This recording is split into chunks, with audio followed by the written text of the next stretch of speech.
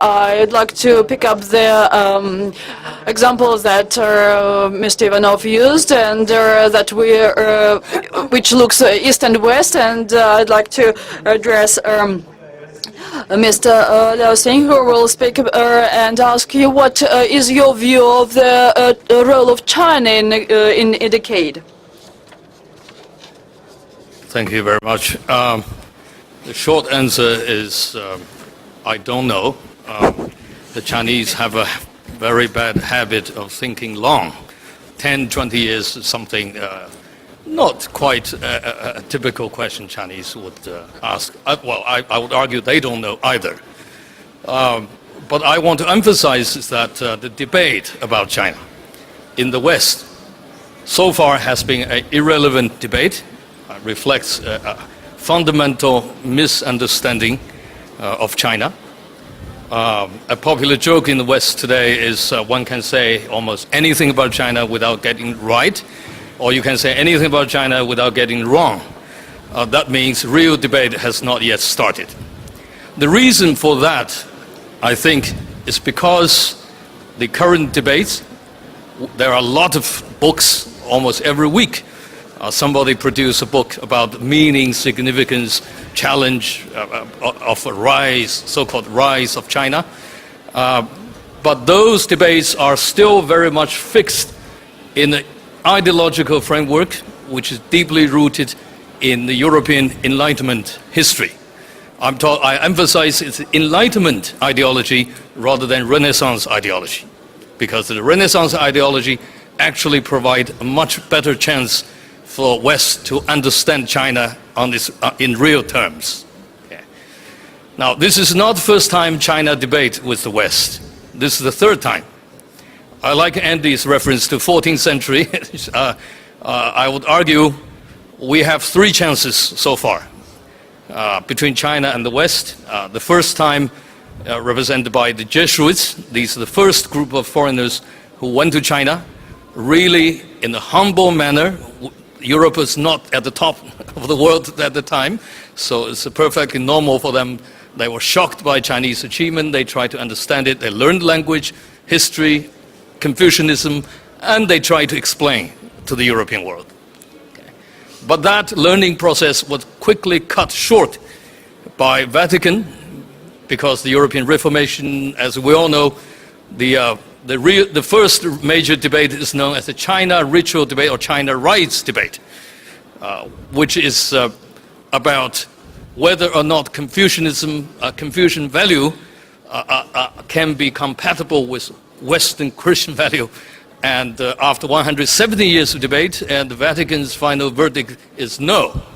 So we missed the first opportunity presented by the Jesuits.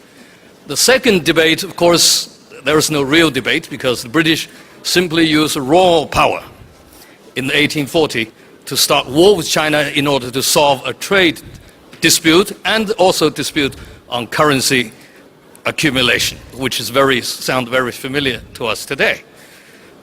Now we are at the third stage of debate. This is the third opportunity. I think Westerners now still retain the Enlightenment sense of superiority, but I must argue in a much humbled way. So we perhaps do have a chance for the first time in history that a real dialogue, the real discussion can be started. But so far, as I argue, the real debate has not yet started.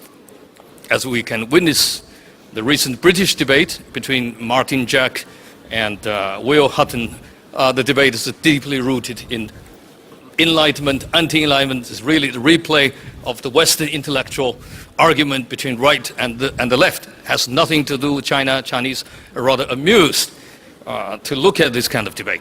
Now, one of the key words I want to emphasize, which is fundamentally a mistaken word, is rise of China, as reflected by so many studies in the West. Now, from Chinese point of view, again, we have the bad habit thinking long. There is no rise of China.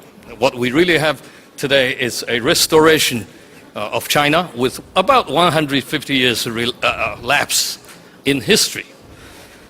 Nothing we have today Chinese achieved that we have not seen before. enormous trade deficit. That has been pattern of Chinese trading history. We never had a deficit, trade surplus I'm talking about. Chinese, throughout history since Silk Road, we never had a trade deficit. Accumulation of a huge amount of hard currency has been a standard history of China. By 1820, Chinese GDP, according to the recent study, it's about 32% global GDP, and Chinese was able to suck in most of the silver. Those days, the hard currency is silver rather than dollar, from all over the world. Therefore, create a context for the British to launch military action against China. So this is just the second round. For China, the debate is a second round of the previous debate since the 15th century, since the Jesuits. Okay. So in that sense, I think it's very important when we think about what Chinese are going to do, we have to understand one single point. Chinese leadership and Chinese elite and people are consciously or subconsciously returning to a traditional context. Okay.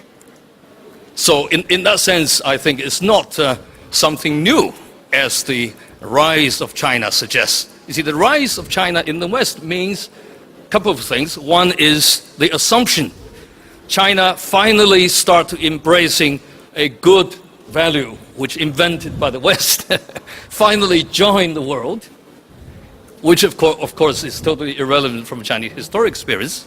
Okay. The second meaning is, at least Robert Zoellick argument, the so-called the responsible stakeholder argument, is that China will remain at the receiving end of globalization. But China actually is one of the originators of the globalization process in long history. So in that sense, I think it's very important, I think for me to emphasize the uncertainty in the near future is normal, because let me add one word about the concept uncertainty versus the Western obsession with certainty. Remember the Chinese reform is based on the slogan or the official ideology, so-called crossing the river by groping for stones. We don't know which direction we go. We try and experiment, setbacks, and move ahead. So far, I don't think anyone can safely say what China is going to be in 10 and 20 years. But one thing is certain, China is going to challenge the Enlightenment fixed ideology about democracy, which of course Enlightenment ideology about democracy is treating democracy as a Gothic theory, as a supreme value. The whole world, the population of the whole world is going to move in that direction. China will not accept that. About Russia, give me one word about Russia. I think, what's the Russians' role here? I think it's interesting for me to see the Russians tend to treat their Euro-Asian complex and their half-hearted acceptance of Enlightenment ideology as a problem, as a shortcoming.